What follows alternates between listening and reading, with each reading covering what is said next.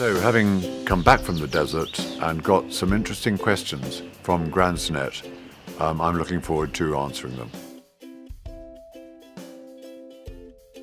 The answer, I'm afraid, is totally yes, because things change. And so you have to change in your way of planning them, knowing the risk level that you can take, knowing how physically you can deal with big physical problems. The only thing that really remains the same, I have found, is your mental ability to say, to hell with it, it's going to be difficult, I might die or whatever, but, you can die having going for a drive in the UK very easily. When I had my first heart attack, I was reading a magazine on an aeroplane. You don't have to be doing these things to get your heart attack. So just because you're older, you don't have to make that a reason for not doing the challenges you would otherwise want to do. What you do from 6 months before you do a nasty thing like this foot race is you start doing 1 hour every day, 4 days a week.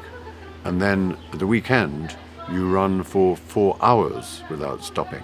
And that I found very difficult indeed. And that you do, and then once a month you do a longer race, such as 26 miles, which is a standard marathon, or 30 miles, a little bit longer than that. And then the next month, as you get nearer to this big race, you would do a race which would be maybe between Aldershot and Farnham, which is 34 miles one day, sleep in the village hall, and then do the 34 miles back on the next day. So you're increasing your ability to do a long period of running. And that is basically the training thing. I'm afraid it's not a very romantic answer, because when I got born, my father had just been killed in the war 4 months before, so I never met him. And my mother brought me up on stories about him, and he commanded a great regiment called the Royal Scots Greys, which is a cavalry regiment. Way back in India, he had been with horses, 600 grey horses. Then later in Palestine during 1942, his job was to train the 600 soldiers in the regiment to drive tanks instead of riding horses. So it's a big change, but he did that, and they got good at tanks. And at the great Battle of Alamein, they were the leading tank regiment, and he was the commanding officer. He was wounded 5 times during the war, and he ended up, unfortunately, killed before Monte Cassino, just above Naples, and died that year. And I was inspired by him more than anybody else, my mother's stories, and I wanted to do what he did. So I wanted to become the commanding officer of that regiment. But unfortunately, in his day, you did not require things called A-levels to be at Sandhurst Training College to get a commission. By the time I got there, you had to have a commission, and that meant getting A-levels. And I was not designed to get A-levels, so I tried very hard indeed, but failed, couldn't get to Sandhurst. And the only thing you could do was to get a short service commission, not a regular commission, which meant that you had 3 years as an officer in your regiment, and then you could sign on for 5 years, 1 year at a time. So if you add that up, it's 8 years. Well, I did the full 8 years in the British Army, and then couldn't stay in because the rules were you get chucked out. So I found myself, I got married that particular year, 1970 or something like that, and she also, my late wife, had no money. So we decided the only thing I could do was to do what I had been doing in the Cold War in Germany, teaching Scottish soldiers to canoe and to climb in order to stop them beating each other up in the NAFI, which they did because they were bored, because the Soviet army never bothered to attack. And therefore they started beating each other up instead. So I became pretty good at leading army expeditions, but they were paid for by the taxpayer.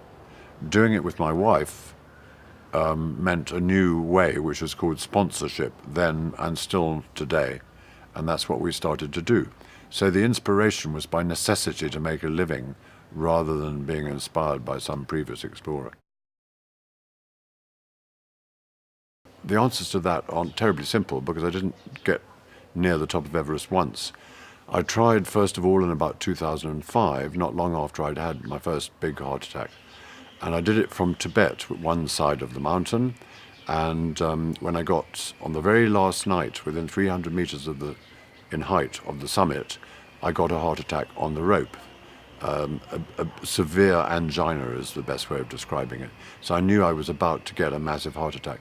I had glycerine trinitrate, GTN pills, in a pocket, not because I wanted to, but because my wife had made me take them, and I took them to keep her quiet.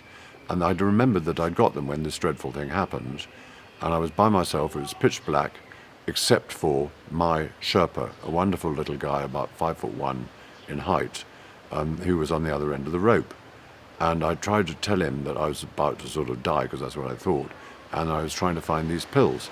You might think, well, you just put your hand in your pocket, you unscrew the bottle, and you put the pills in your mouth. But you don't. You've got big mitts on, you're holding onto a rope, it's sheer, you've got ice, it's in pitch black. It's a very different situation. You've got an oxygen mask on, you've got clothing all over the place, and it was about 3 or 4 minutes before I could find the bottle. I then, in panic situation, because it felt like my stitches, where they tie you up after a double bypass, were being pulled apart. I took the pills and I foamed like a dog into this mask, but long story short, I survived. Eventually got down to the bottom where the doctor said, well, what did you do medically and all the rest of it? Where are your pills? I showed him the bottle and he said, where are the pills? And I said, well, I took them, of course. And he said, but there were 80 pills in here. You're only meant to take 2. Well, that was too late to know that. And so I think I'm a record at taking GTN pills and surviving. And I told the doctor, I'm never going to try this again. This is ridiculous. And he said, well, you know, the other side is much easier than the Kathmandu, Nepali side. So 2008, I tried again. That time, there were a whole load of dead bodies at the last bit, and that put me off. Tried again in 2009, having learnt my lesson, and eventually got to the top. And it was, yes, a wonderful feeling. You could see down below, you could see the top of the clouds, moonlight green on the top of the clouds, black things piercing through them, huge mountains, but they were well below you. A magnificent feeling, well worth it after 3 attempts. And we raised 6.3 million for Marie Curie, which is why we are doing this. Fear comes in so many shapes and sizes that one strategy would not, in my opinion, be enough. So we hope, first of all, that we plan our expeditions with as less encounter with risk as possible. Because if you don't encounter risk, you're more likely to break world records and succeed, where other people who have run into risk have failed. And our main rivals have always been the Norwegians in this respect. So firstly, we plan it to avoid situations of fear and risk, but nonetheless, every now and again you do. And I can mention a couple. I've fallen into a deep crevasse on a situation when I wasn't tied up to anything, 200-foot crevasse, and teetered, just stuck by one ski stick between 2 ice walls with 200 feet underneath me. I was very, very lucky to get out of that. It had just been voted the prettiest village in Britain, and a friend of mine who sold wine down there at that time, 1965 I think, he said that 20th Century Fox were making a film called Dr. Dolittle with Rex Harrison and other people in the beautiful village, and that they were ruining it because they turned its trout stream, with thatched cottages all around it, into a lake for filming purposes, which meant they had to have a huge concrete dam to make the lake, ruining the village. And the villagers were complaining in the pub where he was selling his wine that something must be done about it. Well, the villagers, weren't doing anything about it, so he thought, well, we'll do something about it on their behalf, like blowing up the dam the night before the film starts. And that was what was planned. Unfortunately, it got leaked to the police, the plans, and they put Alsatian dogs all over the dam a week before. My friend then quickly changed his plans and decided he would divert the dogs by hiring or renting 8 Alsatian bitches to put them upwind of the dam.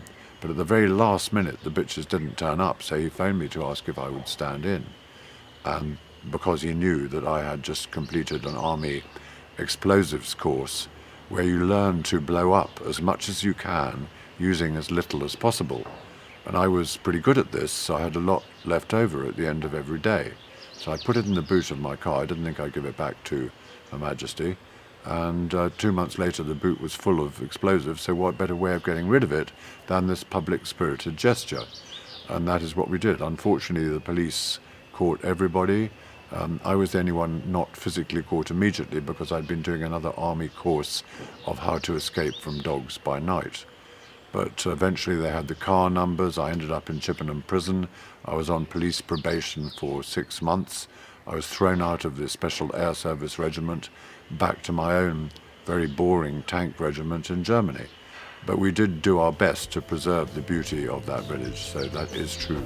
Thank you very much to the Gransnet, to all you grannies who've sent me questions. I do hope the answers have been satisfactory, and if you can give money to this particular appeal for terminally ill, it helps the people not only who are terminally ill, but also the ones who love them. That is, I can tell you from past experience, a really difficult time in life, if not the most difficult, and the presence of those wonderfully trained Marie Curie nurses makes a huge amount of difference, but we need more of them, and that's what it's all about. Thank you.